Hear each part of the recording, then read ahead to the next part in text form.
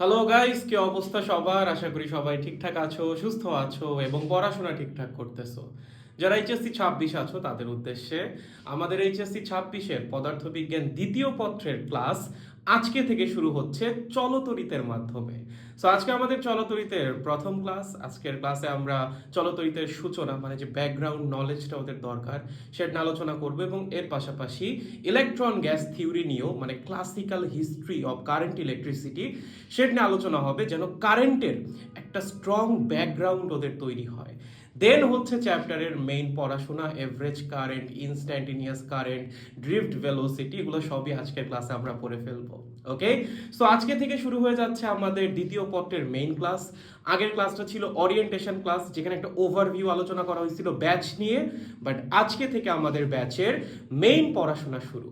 So যারা এখনো পদার্থবিজ্ঞান দ্বিতীয় পত্র নিয়ে প্যারা খাচ্ছেন, চিন্তা করতেছেন কি হবে আমার পদার্থবিজ্ঞান দ্বিতীয় পত্রে, চিন্তা করার কিছুই নাই।